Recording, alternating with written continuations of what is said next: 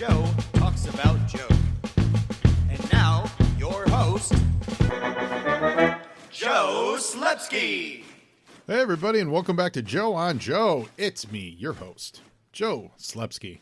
And we're back this week to discuss G.I. Joe 146. That's right, we're going to dig into G.I. Joe 146 in excruciating detail, page by page, panel by panel, because that's what we do on this show. Covered all the cartoons. Now we're working our way through the comic books. We're heading up towards issue 155. And remember, listeners, after 155, we're going to switch gears, and it's going to be you on Joe. That's right. It's going to be focused with you being the focus.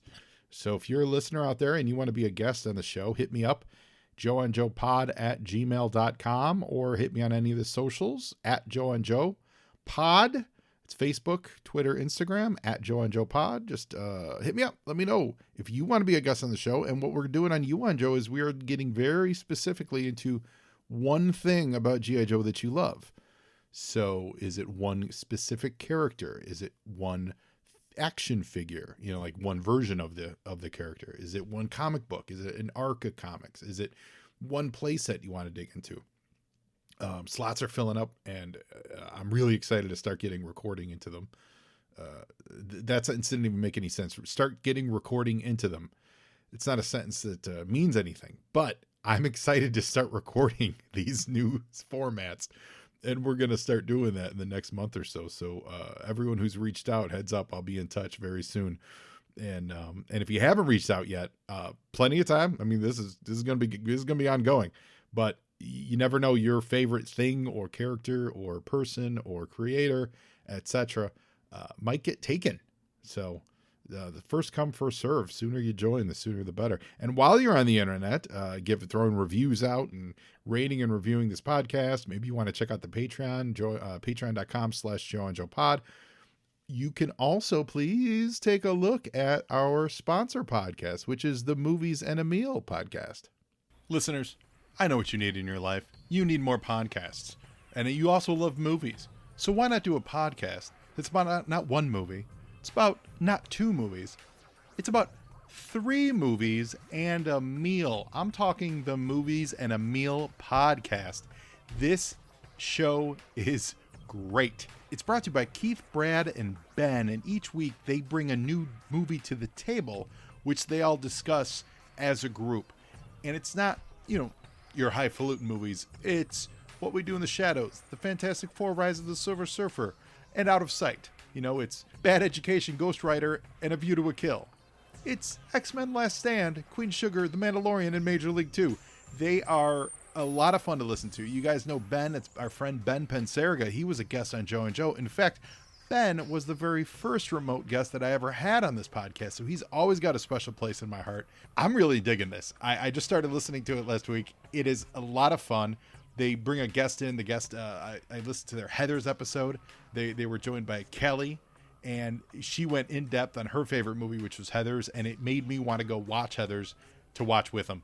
I really dig it. So guys, find them out there at Movies and a Meal, Twitter, Instagram. Their website is moviesandameal.podbean.com. They put out 1 episode a week. Give them a listen, guys. Support them. Let them know Joe on Joe sent you. I don't think you're going to be disappointed. It is quite entertaining. And now back to the show. They're always great, and they're always good to the show. Before we get into our first segment, which is... You were saying? I'm very excited today because my Megatron Hiss tank showed up in the mail. The day earlier, my Stinger with Cobra Driver showed up in the mail. Now, mass is ready. I just feel like Cobra is just winning this week. No, those are great. I haven't had a chance to open it. I am going to open that Megatron Hiss because that's awesome. I'm going to check that out. And the Stinger, I think that's one I'm going to open, but I'm going to wait. I had the Stinger when I was a kid. I never had a Vamp, but I had a Stinger. And that thing got so much play. My Stinger was always involved in the. It was like my favorite. I think it's like the doors. Is it called Gullwing? Because how they open. The doors were really cool. The missiles were great. I always loved when I always got real serious about where the missiles fired. So if I had a guy in the back and the missiles had to shoot, my guy either had to jump off first or he would be knocked out of the fight. I'm not necessarily killing him, but he would be knocked out of the fight. So I'm excited. I'm excited to dig into that, the Megatron hiss. That thing just looks so cool. And hopefully I'll have a little update for you next week. But now we are going to do, You were saying? which is the segment that we look at other comic books that were on the shelf the month of the comic book in question. In this case, it is G.I. Joe 146, which is cover dated March 1994. So at Marvel Comics, we've got Alpha Flight 130, which is the final issue of Alpha Flight. They would come back in a couple iterations, and it's been rebooted a couple times, and they've squeezed 12 issues out of it here. Maybe 18 issues at the most, something like that. But it's never really, Alpha Flight's never really had the long running success that it did since this series. The cover's cool. It's Vindicator and I can't keep track. It's Heather and Mac Hudson. It's like they're skeletons in the Vindicator and Guardian costumes. I'm not sure what code name. They changed their code names a lot, to be fair to me. Like he was Vindicator, then he was Guardian, and then she was something else, and then she was Vindicator, and then he was Guardian, and so on and so forth. So, but it's Heather and Mac Hudson. They're skeletons embracing in a skeletal kiss on the cover. It's kind of a great, and it says no future on the top. Actually, that harkens to like Terminator, no future, and then skeletons make you think of. So I wonder if that was an actual literal Terminator homage. Makes you think of like the actual skeletal Terminators, but also more specifically, I'm thinking of the future flashbacks, the future dreams that she would see of all the people getting turned into skeletons and blown away during the nuclear war. So I've always made that connection in my brain. I have absolutely no idea if that's what they were going for, but for this Observer, that connection was always made for me. Now, Cosmic Powers #1. This is a 6-issue miniseries that dealt with the Cosmic Powers, quote unquote, team. Now, the title of this book is on as you're looking at the book, the left side, like the left edge of it, running along the left edge. But along the top, where normally the title of the comic book is the word Thanos, the name rather Thanos, but the word Thanos. The next issue, I think it was Gorg or here, I'm just going to jump ahead real quick. Terrax. And then the next issue is Jack of Hearts. And then the next issue is Legacy, who is Captain Marvel's son, who currently, like literally as we're speaking, Peter David's doing a revival with Genius Fell, but it was Captain Marvel's son before he became Captain Marvel again. Morg, that's the one I was thinking of. He's issue number 5. And then Tyrant is issue number 6. So what this was focusing, it was like a loose series that focused on these cosmic characters. And then after this, they would then go on and do a series called Cosmic Powers Unlimited, which featured a lot of these space dudes, right? In a way, this was their efforts to do the kind of cosmic treatment crossover that they would achieve 20 years later when they did Annihilation, or I guess that would have been 10 years later. Yeah, 10 years later when they did Annihilation. Whereas, like they had these loose miniseries and there's just all these random space suits that would come together and tell a big story. It's really what they were trying to do with this. The problem is, the reason I bring all this up is people call this Thanos #1, and so if you're ever looking for this book in a back issue bin, if you ever find anyone find a comic shop that has it filed correctly under Cosmic Powers, give them a kudos, give them a hearty slap on the back, because they understand what they're doing and they're good at their job. If they have it filed under Thanos, tell them they're dumb and they don't understand comic books, because this is not Thanos. This is Cosmic Powers 1, because that means later on you'd have to file it under M for Morg, and no one's going to file under anything under M for Morg. It is I've found it's a difficult comic book series to put together. This issue, Thanos one, did go up, spike a little bit in price because it's not very popular. Like there's not a lot of copies of it floating around out there. And then because it had the name Thanos on it, people were like, oh, that's a Thanos #1 issue. So this book spiked a little bit in the aftermarket when Thanos first hit the scene. And I think it still sits a little higher than the other ones. The other issues, they sell for like $2. But it's a fun series. I'm not going to lie. I have it all. It's fun. I put it together years and years ago just because it was an oddity. I enjoy like kind of the oddball stuff. And don't get me wrong. You know I'm a front runner, but I do love my oddball stuff. So like when I first discovered that this even existed, I was like, oh, I got to get these issues. I got to learn more about Morg. So yeah, so Cosmic Powers #1 is on the stands today. Don't call it Thanos #1. You look like a dummy. Just a dummy. Speaking of Unlimited, Fantastic Four Unlimited #5. It looks like they're fighting the Red Ghost. Could that be true? I don't know. It looks like that's the Red Ghost in the bottom left, but I'm not sure. Or bottom right quarter. I'm not sure. But you know, that's Herb Trimpe doing his thing. We've talked about that before. Guardians of the Galaxy 46. It looks like Major Victory, who is if you guys don't know who Major Victory is, he is what is this? He's Vance Astro.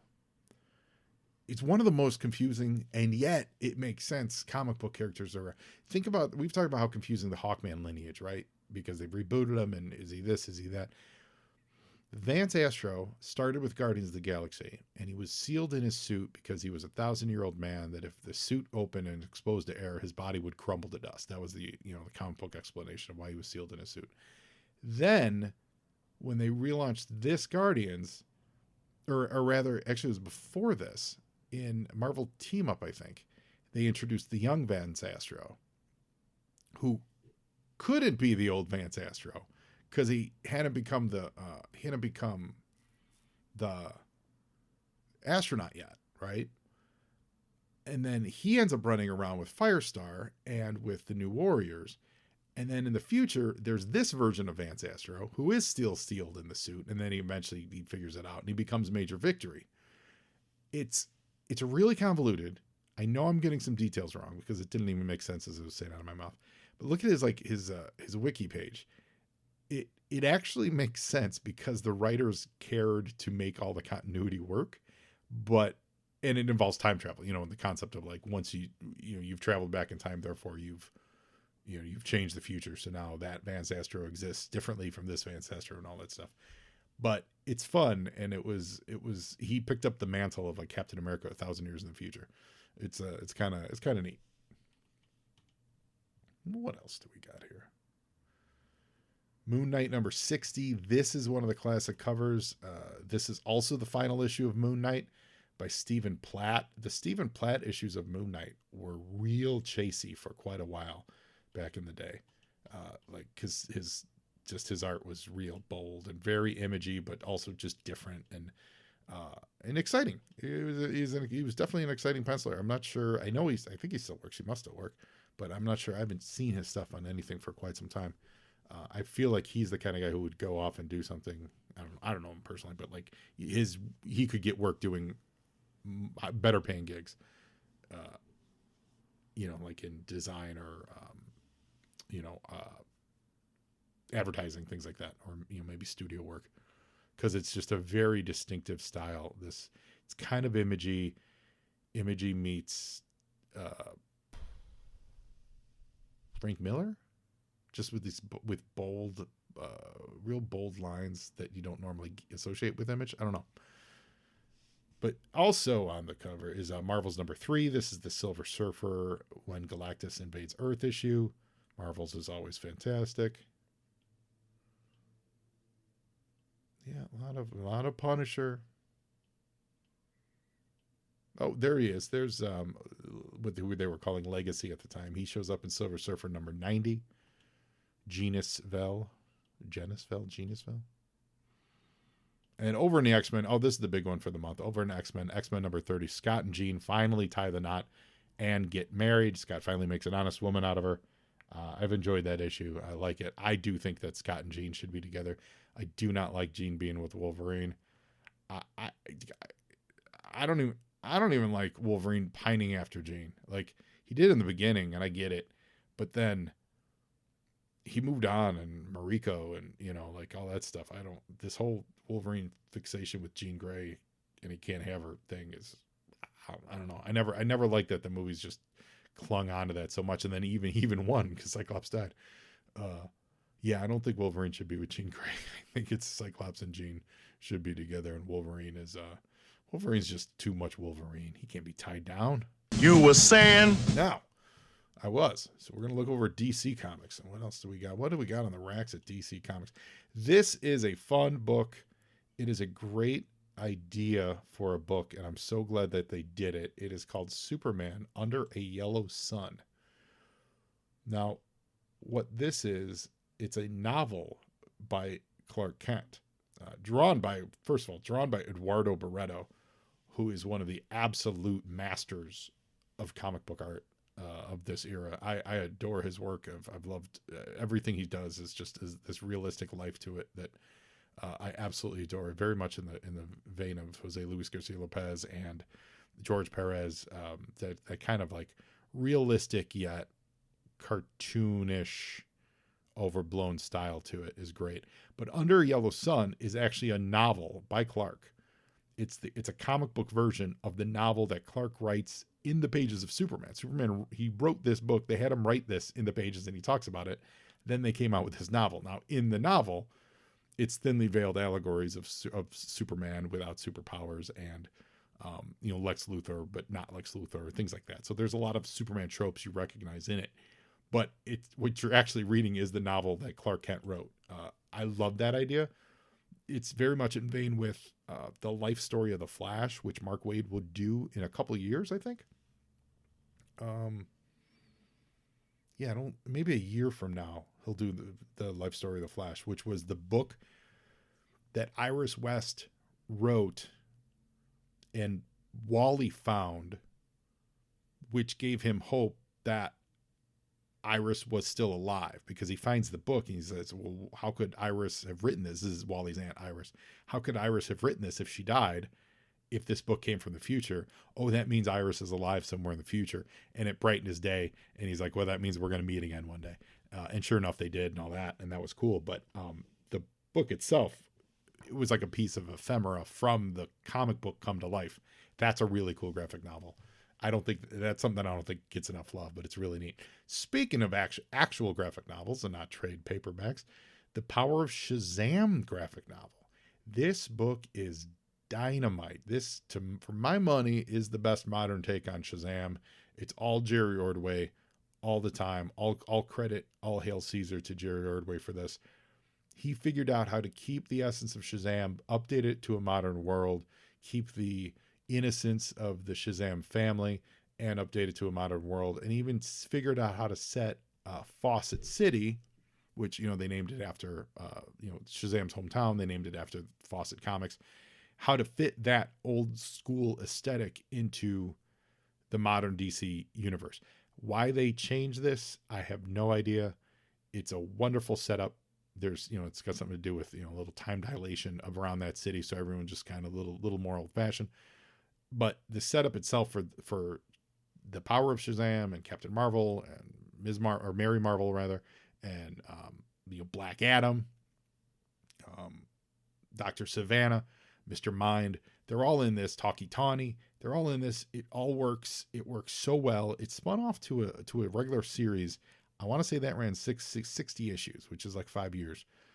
And it was really good. And it was, I believe, almost exclusively done by Jerry Ordway. This was his passion project. It's awesome. If you've never read The Power of Shazam, highly recommend it. I had the soft cover for years. That's how I first got it, because the hardcover was out of print. And then in the last 2 years, I ran across a hardcover and I upgrade, because it's worth it. It's such a good book. I really, really love Power Shazam. And if you've enjoyed Black Adam in the theaters, which I did, I didn't think it was great, but I enjoyed it. I definitely wasn't offended by it. I thought it was pretty entertaining. But if you enjoyed Black Adam, you should check out Jerry Ordway's Power Shazam series, because it's solid. It's just really, really, really good stuff. Another key book this month. So it's some good issues this month coming out of DC. It's no Cyclops and Jean Wedding, but it's Green Lantern 50, and this is the one where Hal loses it, and Hal truly embraces Parallax, and he wipes out all the core. I think last issue he actually killed a bunch of the core, because that's how he got those rings. But he kind of finishes the job here, destroys the power battery, the bat tree, and he becomes that armored. He already had the silver hair going, but the armored silver-haired look that would become known as Parallax. And I believe the last couple pages of this issue is Ganthet, the Guardian, dropping to Earth and finding someone. I don't think they showed Kyle Rayner in this, but it might have been. It might have been like a last page splash of Kyle. I feel like my brain is. It's been a while since I remember, but I think you tease it that there's going to be obviously there's going to be another Green Lantern, but it's either, and then the next issue would be Kyle Rayner's first full issue as Green Lantern. But yeah, this was the big Hal Jordan goes crazy, and this was in the era of we needed to break our characters. This was Superman, this was Batman, and this was them doing it to Hal Jordan. And this was the one that did not sit well with fans. Ron Mars literally got death threats. He took so much heat for doing this. Anyone who sent him a death threat is a fool and ridiculous, and it's comic books, and you're just a moron. But in a world where they killed Superman and they broke Batman's back, they seemingly just turned Hal evil, which apparently was too much for some sensitive people to deal with. But he got a lot of hate for that. He still talks about it to this day. But it's a great story. I mean, it's a story of fall and all this stuff. I don't know if Ron Mars ever had. He probably had some idea, I'm assuming. But if he had an idea about for the redemption part of it, DC would redeem him. I liked when they redeemed him as the Spectre. I thought that was a neat little evolution for him. And primarily, I think it's because Kyle Rayner was pretty popular. If Kyle Rayner had sucked, fans just didn't like him for some reason, then I'm sure they would have brought Hal back as actually Green Lantern. But I think because Kyle Rayner sold pretty well and was pretty exciting, and people would like the new look, and he was part of the Justice League, and like all that, this and that and the other, I think that's what kept Hal off the board. Not so much that no one wanted to deal with Hal. I think it was just Kyle stepped in and did a great job. The writers, Ron Mars specifically, did a great job developing Kyle. So this is the big one.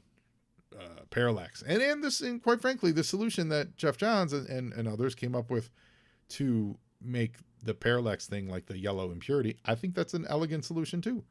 So I enjoy Hal's little journey there. I think it's a good blip, and I'm glad that they don't. Well, I don't actually know. In current continuity, they've kept it. I like that they keep this because it gives a shade to Hal, and it's a strong story regardless of how whether it's a truncated version or the actual elongated thing. So there you go. You were saying? Yeah, I was. And also, the comic books run a couple months ahead of the actual publication date. So while it says March of 94, it actually was on the shelves in December of 1994. So we're going to look at a couple movies that were on there. It was actually a small month. There was only 1, 2, 3. There's only about 9 movies that came out that month. But the most important movie of the month, January 7th, Cabin Boy, starring Chris Elliott, Andy Richter, David Letterman. Cabin Boy is a classic.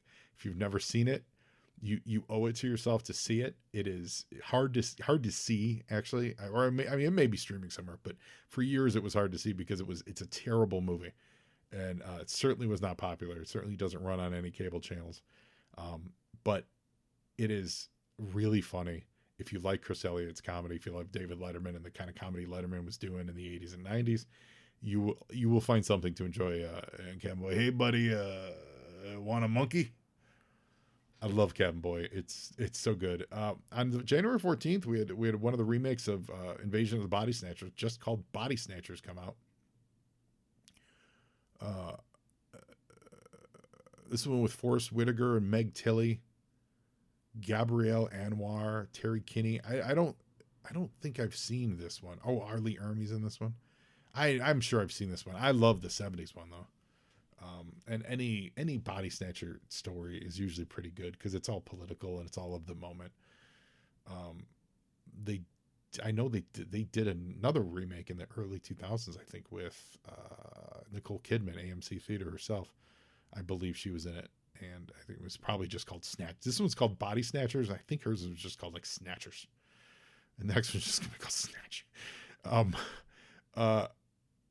Yeah. Also, January 14th, House Party 3. They're about to relaunch the House Party franchise with a whole new house party where they throw a party at, was it Shaq's house? I think it was Shaq's house. No, LeBron's house. Yeah, they throw a party at LeBron's house, which looks pretty funny. And then on January, it's a month, man. On January 28th, you get that movie Blink with Madeline Stowe, and she's blind or she gets a corneal transplant so she can start to see.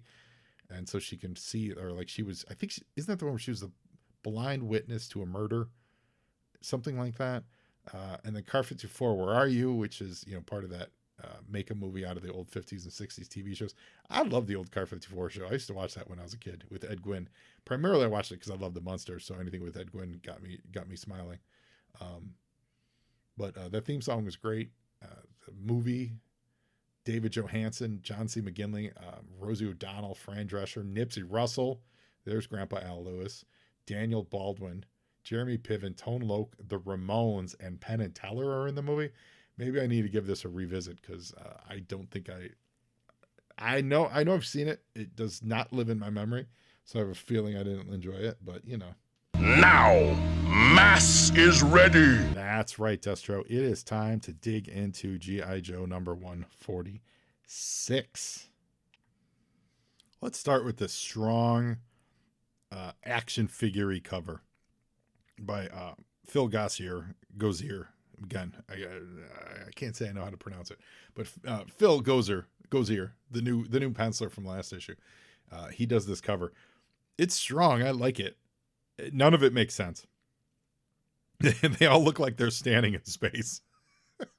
And they're shooting, which would just send them hurtling in the opposite direction in space. However, putting that aside, this has always been a fun cover. It just works for me. I think, any cover with a bunch of dudes. Oh, and also they're not, Roadblock's not. Everyone else seems to be looking where they're shooting. Roadblock is just looking right at you and shooting off to the left and the right. Like he doesn't care. Roadblock just does not care what he's shooting at. But comics like this are great because it makes your heroes have their back or villains or whoever it is have their backs are against the proverbial wall here, literally the wall of space. Like there's nothing behind them, but they got their backs against the wall. There's an unknown threat, which is you, right? Or behind you. You don't know what that is. So it's always going to be worse in your head than it is on the paper. Could it be aliens? Could it be cobras? Could it be could it be asteroids? We actually don't know what this is. And that's what makes this a whole lot of fun.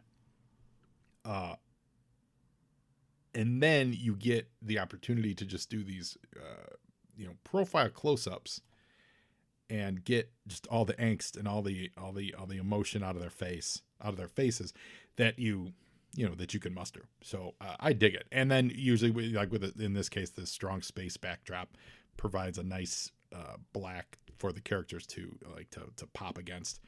And I love that the Defiant is here floating behind the G.I. Joe symbol that you almost wouldn't notice at first blush. At first blush, it's just a bunch of dudes in space shooting things. And then you look a little closer and you see that there's the Defiant kind of floating off in space. So that's really cool. And it's got the Star Brigade logo. It no longer is G.I. Joe, Snake Eyes featuring G.I. Joe. The Snake Eyes has left the logo. So that's good. Yo, Joe! So we open on the bridge of the G.I. Joe Space Shuttle Defiant. So if you remember last issue, the crew launched surreptitiously. We didn't really know what it was, but it was our introduction to the Star Brigade. And Payload and Space Shot are piloting here. They're in communique with the Joes who are in the back, Sci-Fi Duke and Roadblock, and they're piloting the shuttle as it orbits Earth. And we see here that Space Shot says Duke asked about a visual on the target, and I like the setup. I'm just gonna. It's hard to do this without summarizing the next few pages. This whole thing is a setup that they're on a combat mission, right? You know, a bunch of heavily armed GI Joes. You got the cover with them with the shooting the missiles, so you think combat. So it opens with Duke saying, "Have you got a visual on the target?" So it makes you think, okay, target. They're going up there to attack something, maybe knock a satellite out, so on and so forth. And Space Shot says, "There it is, rising out of the perforated ozone layer." That's a commentary from Larry. I love it. At 9 o'clock, and Payload says, "I see it too. It is Yo, Joe! very cool." 2-page spread. He says the Russian space shuttle. The story is called Immovable Objects. Script by Larry Hama, Phil Gozier on pencils, inks by Crusher Wallace and Steve Alexandrov, coloring by Bob Sharon, lettering Vicky Williams, editor Mike Lackey, editor-in-chief Tom DeFalco. So their target is the Russian space shuttle. And the Russian space shuttle looks just like the regular, like U.S.-style, Challenger-style space shuttle. And as the Defiant is maneuvering in place, we also pick up on this other side. It's a 2-page spread, but the left hand is the Joes, and kind of like the right hand belongs to the Russians. I like the way they split this up. I also like the coloring they did on the radio communications, because that also sets it apart. It there's a asterisk to say translated from Russian. It just sets it as other, and it's a smart move. I wish more books did that. When there's a reason to have them separate, use that colored balloon to do that. It's an unspoken shift in our reading comprehension of what's happening on the page. And they're in between the moon and the Earth, and so the Russian shuttle. It says that the Americans are maneuvering for head-on alignment, and whoever's piloting the Russian shuttle says, "I already have them in my sights." So again, it's another Yo, Joe! military targeting, thing. So you assume they're heading for a showdown. So now, definitely, because Larry's very good at this stuff, he cuts away. So he keeps that tension up of what are the Joes up to in space? Are they about to get into a fight? And we pick up where we left off with last issue with Cobra Commander, Destro, and Zartan at the castle. I'm done with the castle. Thank you. But it's Cobra Commander, and he's rehashing the reader of what he was up to, that he activated their brain implants and, got them loyal to him again, so on and so forth. But he didn't have enough implants for Billy and the Baroness, or not enough implants, rather. Sorry. They were never indoctrinated previously, because this was something that Dr. Mindbender installed in prior adventures with those two. He never got around to installing them on Baroness and Billy. So they didn't have any secret code names that were triggered by Cobra Commander's unmasked face, anything like that. So they're now, the three of them, Commander, Zartan, and Destro, are confronting Baroness and Billy. And I like the progression on this page. It starts with a half and 2/3 splash of Cobra Commander triumphantly walking through with Destro and Zartan in rear position, being subservient to Cobra Commander, although Destro looks like he's 8 feet tall. I will say that's perspective is a little skewy there. And he is, I guess he's meant to be taller, but he's really Zartan looks tiny compared to Destro. But Cobra Commander's leading the charge, and then we get a few inset panels that first the camera shifts and gives us who they're talking to, which is like Billy and Baroness, and then we pull back a little bit to kind of give a showdown look, which is like an Old West, you know, you can hear the whistle going through and the tumbleweed blowing through of the two sides being opposed to each other. And then we get a zoom in on the determination of, in this case, Billy, of one of the participants. And then we get close-ups of their weapons, which is the Baroness's pistol and Billy's fists. So it's very Western, to be honest. This whole page is very Western. You got the guy rolling into town, the Cobra Commander, with his arms up, like, hey, man, we're calling you out. Then you cut to the bad guys. Then you get the long shot of them squaring off in the street. Then you get the shot of the steely-eyed shot of, in this case, Billy, you know, going, you're not going to scare me. And then pistols draw, kind of a thing. It's 100% a Western page, and I like that. Yo, Joe! And Cobra Commander, because he's Cobra Commander, he's not here for a showdown. He just says, no, get him.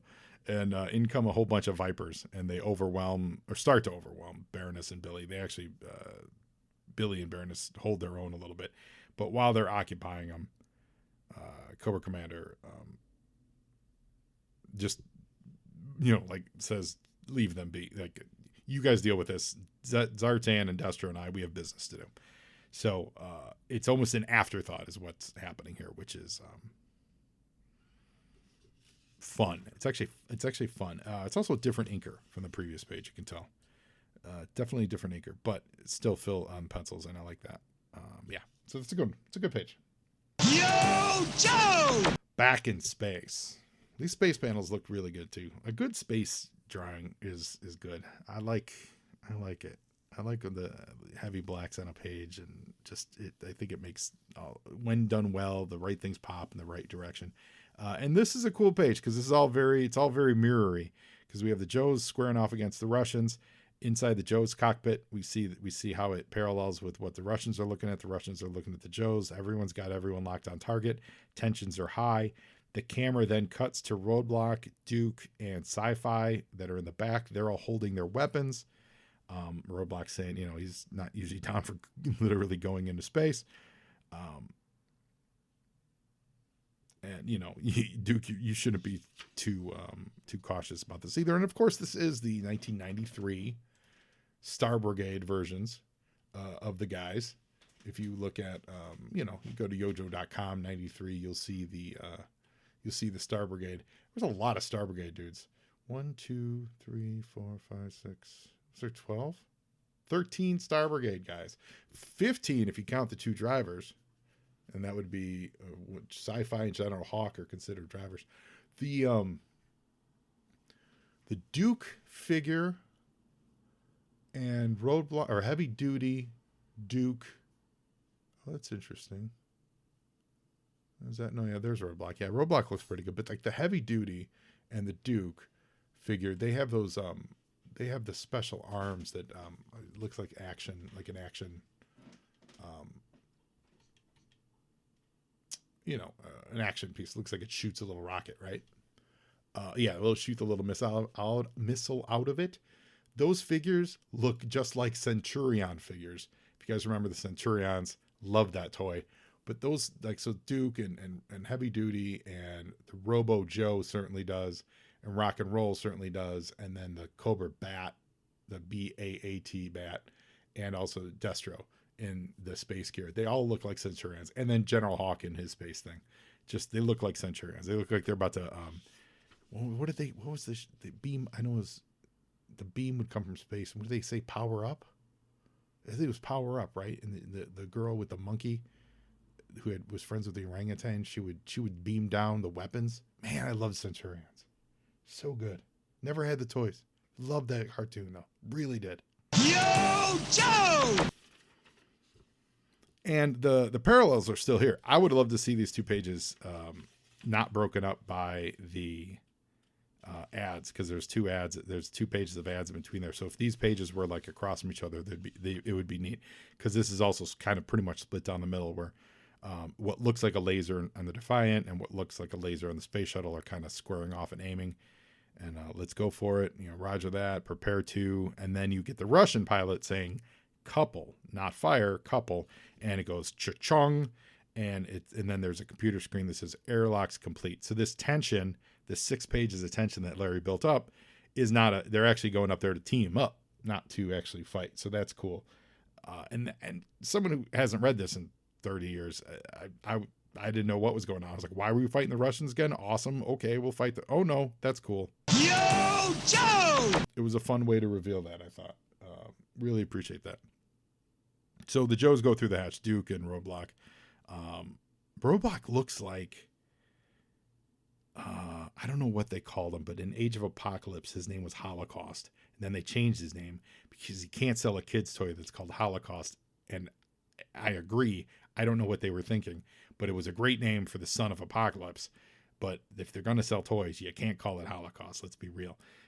But you guys know who I'm talking about. I don't know what they eventually call him. You don't have to write to me. I'm sure I could figure it out. But that figure, that's what Roadblock looks like when he's in his space outfit.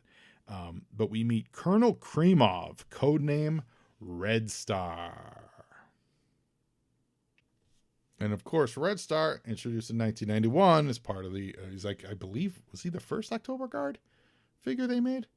So that was cool. I think it wasn't Red Star wasn't he one of the playable characters in Escape from Atlantis? Now, was it called Escape from Atlantis? The Atlantis Factor, the second Nintendo game for G.I. Joe. What isn't Red Star? Because Big Ben was. I thought they did Red Star too. But Red Star shows up. Colonel Kremov, codename Red Star. And, he says, of course I was given my code name before. It was politically embarrassing. My accent's terrible. And this is great. So now they're just going to team up and we're going to see what the problem is.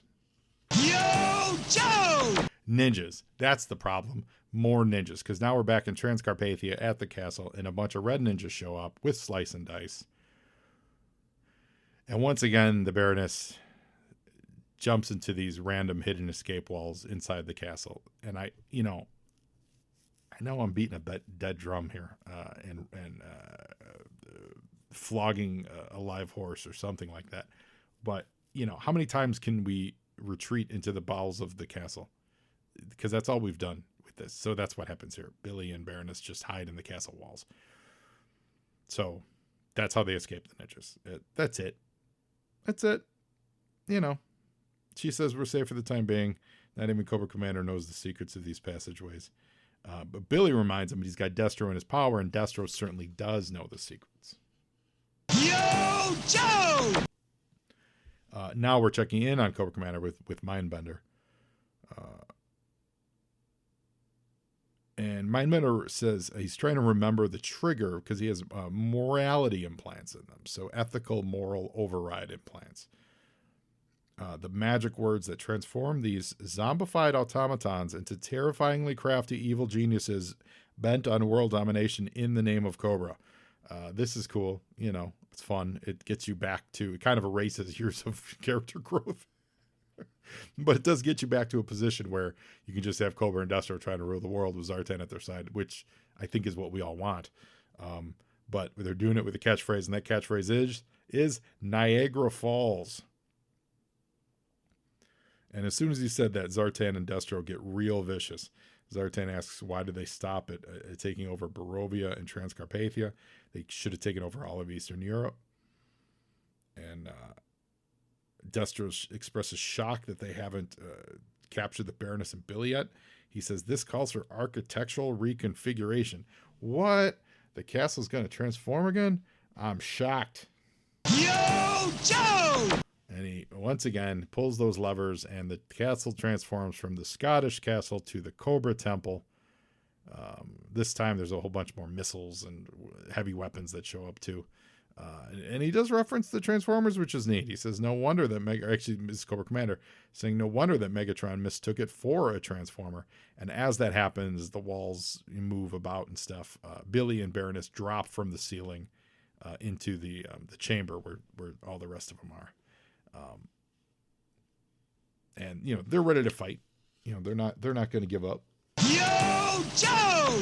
But they quickly get smacked down. Zartan takes out Billy, and Destro, who is just drawn, he's drawn huge in this. He gives the Baroness a backhand, man. He just thwacks her for real. And if that don't show you that he's out of his mind, I don't know what does. We see that he's got some ICBMs, some intercontinental ballistic missiles ready to go. Currently with conventional warhead, like explosive warheads, but Destro says they can be replaced with a stockpile of chemical weapons that he had been meaning to destroy for the good of humanity until he now came to his senses. I'll say this: there's an effort to really draw the reflections on Destro's helmet here. It's I love the effort. It's a lot. Like, it's not to great success. Like, you see the ICBM kind of reflected in a half moon pattern on his face. It works. It's not wrong per se, but it's a little too busy. Like, there's just a little too much going on. So, but I do applaud the effort, because I think it's a great idea, and I love when artists draw things reflected in like metal-headed people's faces. That always looks good. Yo, Joe! So back into space, the shuttles are now undocked, and they've split up teams. So Roadblock's gone with the Russians, and the Russians have swapped someone out. So we meet some of the rest of the current October Guard. So that they've previously met. So there's Dragonsky's there, Sergeant Misha, and he says, and Lieutenant Gorky, late of the October Guard. And Roadblock asks, how come this guy looks exactly like Colonel Brekov?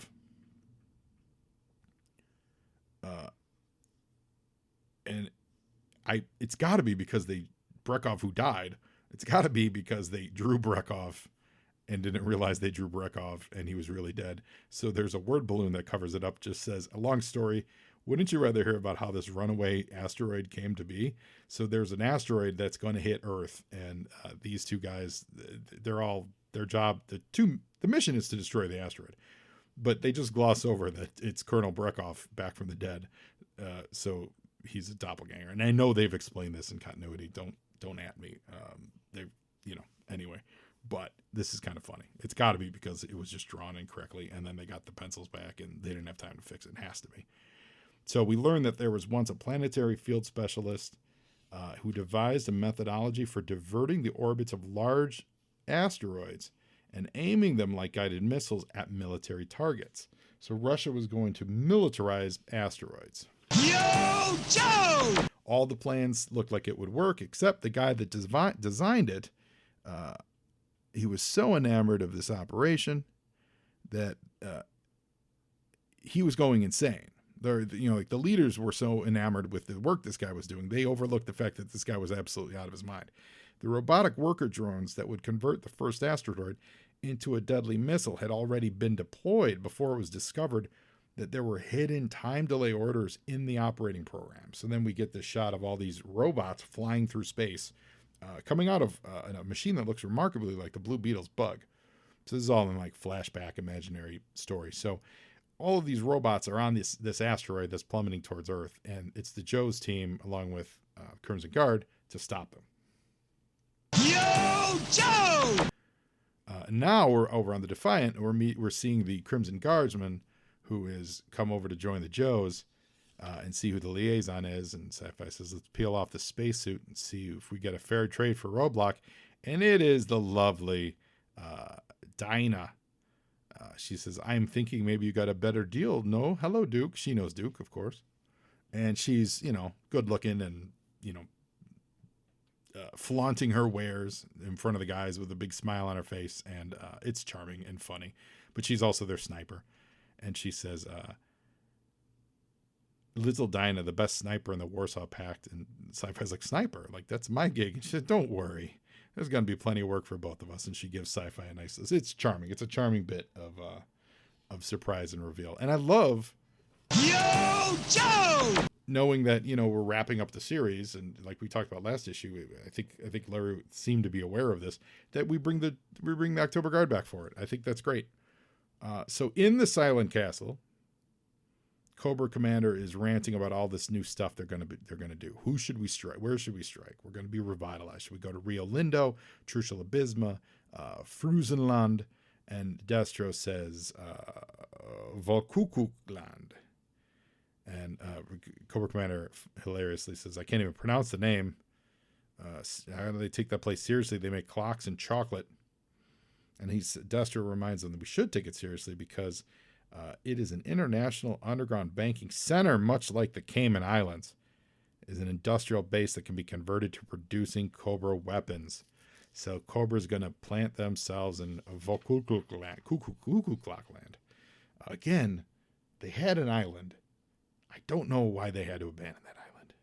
Yo, Joe!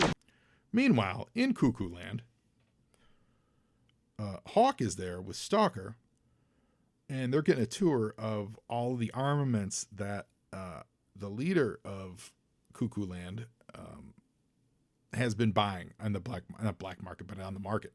So he's bought some G.I. Joe Maulers. He bought some Cobra Stuns. This third panel is a good example of Phil Gussier doing good cartoonish character work. Everyone here in this car has a different face. Everyone has a different emotion. Everyone has a different look, and yet they all work. They don't look too cartoony. They all tell a story. Stalker's hostilely suspicious. Duke is warily suspicious. The guy, the leader that they're talking to, I don't catch his name. I don't know. Whatever the leader guy's name, he just looks like a big dope. And then the guy in the back looks like a subservient dope. Like it's a really nice panel. It stood out to me. I really like it. But they point out that, you guys remember Darklon, he's their neighbor. So Castle Darklon over the border, on the other side of him is Barovia, and Barovia is crumbling. And the only thing between Barovia and Darklon is Little Transcarpathia, and that's where Destro is. And Stalker says, "Don't worry, Cobra isn't getting past Transcarpathia, not with Destro sitting on it." What they don't know, Yo, Joe! is Destro's playing 4D chess. And he's playing real chess. Remember, he's got those chess sets with the people. How he knew to have a chess set with all the right people for this moment, I don't know, but he does. He's got fortune tellers making his chess sets, but we got Destro sitting in front of a chessboard, and he's thinking, how do we solve this problem? Because Darklon could be a problem. And isn't Darklon Destro's cousin? Which, if he is, this makes this movie even better. Cobra Commander is just spouting out. He's saying, by now, Darklon's aware of events in Barovia. He can see the writing on the wall. Destro doesn't even ask. Ruthless. Opens up a panel, presses a button. Yo, Joe! Chekhov's law. You're going to show a gun. You're going to show a missile. You better use it. That missile just fires and kills Darklon. Now, I don't know if it actually kills him. I don't know if he comes back. Don't at me. He might come back, but the implication here is he's off the board. Because Darklon's in his castle, and he's kind of looking at things, and he can see the Joes talking to the leader, and he's getting upset, like, oh, they're scheming against me. And as that's happening, out of nowhere, that ICBM just hits Darklon's castle and takes him off the board. So Darklon won't be a problem. Whether or not he comes back, who knows? Maybe him and Magda and the White Clown, maybe they can all come back as zombies, which would be great. And Hawk and that leader are quite surprised. Yo, Joe! So now we're getting into, this is all like Armageddon territory, if you guys remember. So this is all really bouncing off the movie Armageddon, which I'm fine with. I love it when comics do that, because that's what's happening here. So this giant giant asteroid is heading towards Earth. The space shuttles have to land on it. They're detecting some movement. They manage to land, relatively easy. It's not a crash landing by any stretch. Yo, Joe! And pretty soon, just a ton of very Cylon-looking robots come firing at them. This is those robots we were talking about earlier. They look like Rom Space Knight meets the Cylon Centurion from Battlestar Galactica, and they're just coming out of, they're swarming like ants. Roblox says there's a whole army of them out there. And he says, you thought one or two drones could convert an entire asteroid? Like, no, like there's a lot of these people. So they need to bring out the big guns, which is Yo, Joe! the robotics looking vehicles from the Star Brigade, the Armor Bot. You guys remember the Armor Bot? It is here. This is the armor bot. This is the Star Brigade armor bot from 1993 with shooting arm cannon and RoboClaw, realistic robot voice. It is in full effect. It looks to me like a robotics toy. I don't know if you remember robotics. It was kind of like it was like Lego meets Tinker Toys with a mechanical engine, like a battery powered thing that the thing would move. That's what it looks. This thing's always looked like a robotics toy to me. So they actually use this in Hama's books, and here it is. And so this giant the Robo armor bot, piloted by Sci-Fi, comes roaring out of the shuttle. And that's it. Next month, definitely continued. We got a post box from the pit. Got letters here from Rafael Jimenez, Brandon Gaylor, Jimenez from Santa Fe de Bogota, Colombia. That's cool. Brandon Gaylor from Antioch, Illinois. Eric Langendorf from Pleasanton, California. Thomas Wheeler, I think we've seen his name before, from Tucson, Arizona. And Del Dodson from San Antonio, Texas, as well as Timothy Johnson from Peoria, Illinois. So next issue, more action with the Star Brigade by Larry, Phil, and Chip. Oh, that's exciting. And that's it, guys. It's a nice, fun setup issue, for some more action. I like what is great about books like this, that you put it in the hands of a good storyteller like Larry, who finds ways to build tension without there actually being tension. Because what really happened? They got in a shuttle, they docked, they met some friends, they learned what their mission was, and they landed on the moon, or this asteroid, and then there were robots at the very last page. But he found ways to create a faux tension for us by keeping us in the dark as to what actually was happening. So we were trying to be one step ahead, and our worst fears are going to be worse than what was actually happening, which was basic stuff that I just talked about. And even with the Cobra stuff, there was some action with the ninjas and Billy, but all that was just setting up to this surprise moment of Darkline. So it's really, really great storytelling in this issue, even if it is just kind of a setup.